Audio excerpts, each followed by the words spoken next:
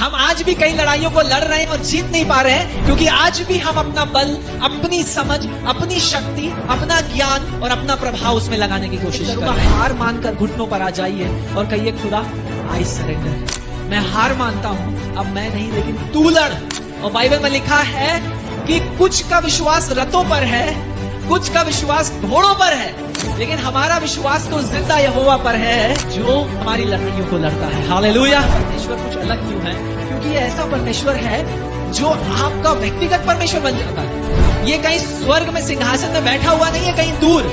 ये जब आप प्रार्थना कर रहे हैं आपके कमरे में आता है, उसकी उपस्थिति उस कमरे को भर देती है। जब आप तनाव में, मुश्किलों में, चुनौतियों में, बीमारियों में पड़े होते हैं और डॉक्टर्स कहते हैं अब कोई आशा नहीं है, अचानक से वो आता है और हाथ रखकर आपको चंगा कर देता है। ये परमेश्वर हमारे संग चलने वाला परमेश्वर है, हमसे बातचीत करने वाला।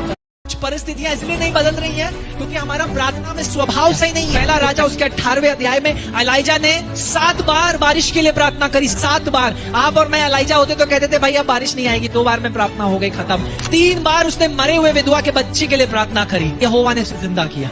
और उसकी गवाही क्या थी उस महिला की?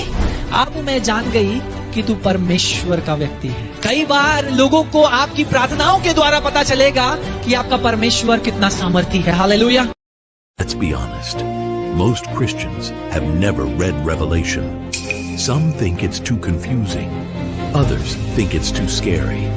But ignoring it means missing the end of the story. Here are 3 reasons you can't skip it. 1. It reveals the full picture of Jesus. Not just the gentle teacher, but the glorious King, crowned with many crowns. The one with a sword in his mouth, fire in his eyes, and victory in his hands. Revelation doesn't hide Jesus.